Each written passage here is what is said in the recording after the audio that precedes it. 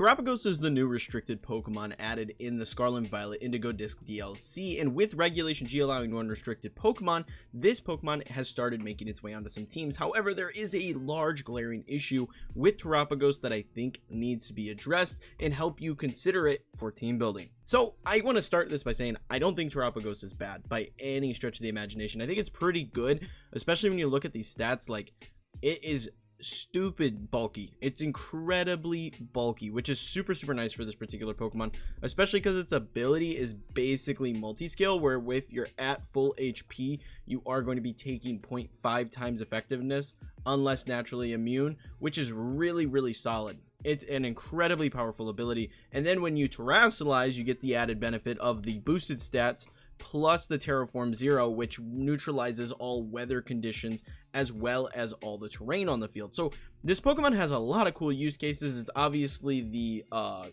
opposite side of the field for Koraidon and Miraidon, whereas Koraidon and Miraidon set the weather or terrain. Terapagos is going to remove that and stop that from working.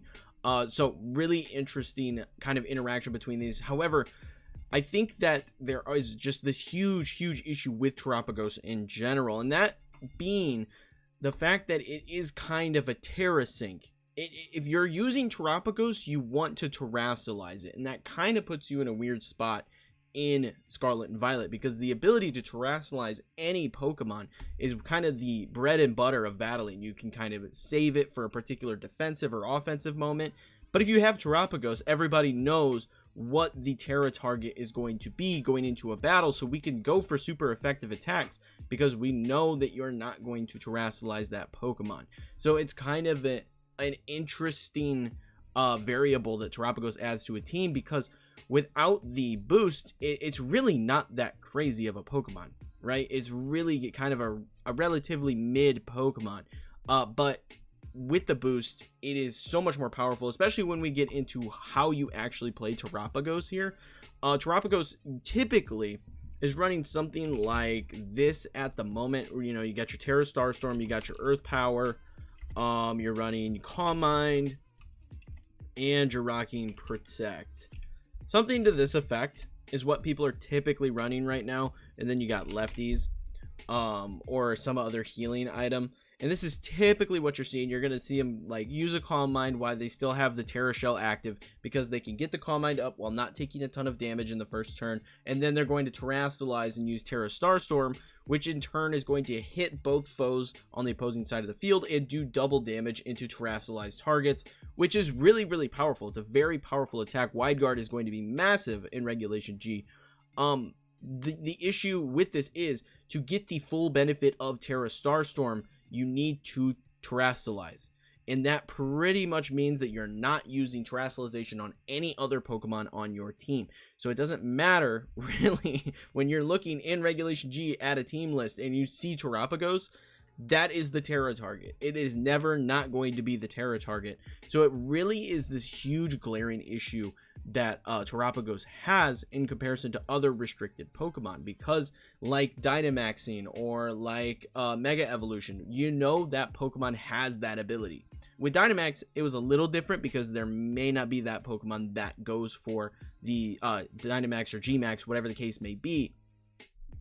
They may have opted out of G-maxing that particular Pokemon in that battle for something that was maybe a little more beneficial, wanted another Pokemon to get that double HP, needed a speed boost, maybe one had max Airstream, one did not. But with Terapagos not being able to use Terra Starstorm effectively unless it is Stellared, as it says right here, you need to be Stellared in order for Terra Starstorm to do the big damage. It really means that that is the target. That is what is going to happen. Otherwise, this is just kind of a weird Pokemon. So as far as the single restricted format goes, Terapagos is just very awkward. And I'm not saying it's bad. It is a powerful Pokemon, and if it does get out of hand and you don't respect it, it can sweep teams. But because of the fact that we are allowed one restricted Pokemon and we are trying to, you know, use it to the most advantage, the fact that you know for a fact as soon as you see Terapagos that Pokemon terastallizing really is kind of a tricky variable when it comes to team building. That, you know, do I really want to bring this? Do I really want to limit my team to this particular mode? So So for me, I think that despite Terapagos being a fairly decent Pokemon, I think it is kind of a mid-tier for that reason, because it gives your team so much less variety as far as how it's played. Now, another glaring issue with Terapagos is not only the fact that it's such a Terra Sync, but it's this Terraform Zero ability. This ability could have been so much more. If they made this more like Airlock, and as long as the Pokemon was on the field, these effects of weather and terrain were negated, it would be so much more powerful. However, it only negates them the turn you Terrasilize, and that is the only time in the battle that this effect takes place. Meaning, if you just simply swap out your terrain setter, or swap out your weather setter, or if you have manual weather in the form of something like Tornadus, then this ability just doesn't do anything anymore. It's very easy to get around this particular ability, and that's a huge hindrance. Like, this is such a missed opportunity for this particular Pokemon, because it literally just takes a rotation and you've solved this issue. So it's a kind of another awkward position that Terapagos finds itself in, where you get one turn of benefit out of this and then it's gone. So it's kind of something that you can very easily play around when you know that Terapagos is in fact the Terra target every time it's on the field. Now, I think that stuff that you're going to see with Terapagos is going to be the standard Good Stuffs team. It's going to be like Incineroar. I'm looking in moves. It's going to be like Incineroar, Rillaboom, that kind of stuff. Like this. Because then you could just kind of keep spamming. You can get your Calm Mind up while you Fake Out, and you could like just keep rotating and Intimidate spamming, because this thing is going to get the special defensive boost. It's not going to want to take those physical attacks as much. So Incineroar is a really solid partner for this, and Terapagos is really going to like being next to it and just doing the Intimidate cycling, going for the Incineroar Rillaboom swap outs to allow Terapagos to just spam as many Terra Starstorms as possible is going to be really, really popular. That's going to be like the most common thing that you're going to see with this particular Pokemon. I think something else that would be really solid for this is this thing does get access to Meteor Beam. So maybe if you just drop this all together and go for like a Power Herb, that could be really, really solid for you as well. And just going for as much damage as possible as quickly as possible. Definitely an option with this Pokemon. This was a variation of Terapagos that I played during, I don't even remember what, was it the Indigo Prologue tournament that was allowing the Regulation G, Regulation F Pokemon on the online ladder before Regulation F actually came out. So I played a Terapagos team, and I really, really liked this particular variation. I don't know how much more popular this will be than the basic Calm Mind stuff, because Calm Mind's a little more consistent, and you get the special defense boost on top of it. Plus, the Lefty's recovery is incredibly nice with this Pokemon, because if you are running something like a Clefairy with Heal Pulse or Life Dew or something like that next to this, not only are you getting the Terra Shell benefit of not taking a ton of damage while at full HP, but you also have access to Friend Guard, which I think is something that's really important for this particular Pokemon. And then you could just follow me away stuff. So I think Clefairy is another really solid option for the Terapagos teammate, simply because it enables Terapagos to do more over more time, especially with, like I said, the bulk is incredibly solid on this Pokemon. So after you get a Calm Mind up or two and you're able to Intimidate a couple times, Clefairy is going to be able to just come in and redirect and keep this thing alive with that Friend Guard buff.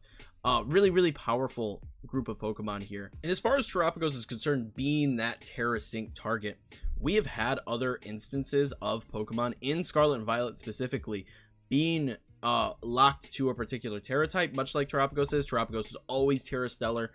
We've had another instance of this, and that is in the form of Ogerpon. Ogerpon, we always know what Terra type that Pokemon is going to be. However, the benefit of Ogerpon is that Ogerpon doesn't need to Terrasilize in order to be a solid threat, right? Our Ivy Cudgels still have a high crit rate and still hit like a truck regardless of if we Terrasilize. We still have access to Follow Me. We still have access to Spiky Shield. Like, this Pokemon still does so much work for a team without the need to Terrasilize. Yes, we know what it's going to Terra into every single time, but it's not a hindrance for this Pokemon to not Terra. Where again, with Terapagos in particular, you're looking at this Terra Starstorm. you need to terastallize in order to get the max benefit from the Terra Starstorm. And it's a very powerful attack with 120 base power and 100% accuracy.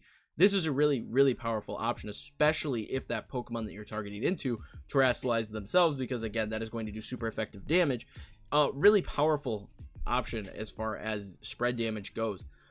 But again, it only works if you're terastallized, which puts this Pokemon in kind of an awkward position, which is why in my tier list video for Regulation G, I put this in the B tier, because I think it's good.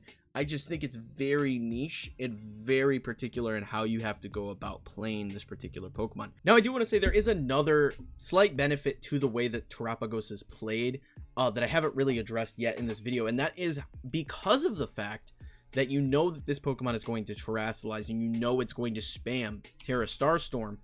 And this does super effective damage into opposing terastallized Pokemon. It kind of puts your opponent in an awkward position where they have to preserve their terastallization until after they've dealt with the Terapagos, because terastallizing in front of this thing is very, very scary. So I think that there is some counterplay with using Terapagos, despite the fact that it is a Terra Sync and you know exactly what it's going to do. Say for example, there's a Raging Bolt in the opposing side of the field and you're leading with Fluttermane and Terapagos, right?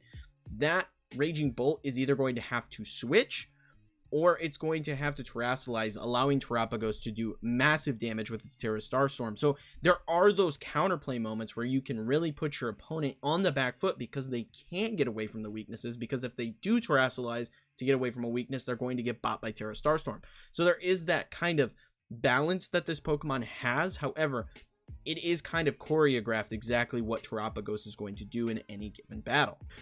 So that's my thoughts. I know this is kind of a shorter video, but I wanted to talk about this because it's something I keep seeing on ladder. It's something that you can very easily get around while you're playing your sets, best of 3 on Showdown or ranking on the ladder and Showdown.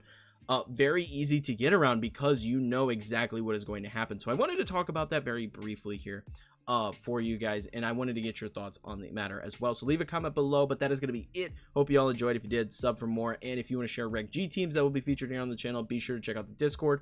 Until next time, peace.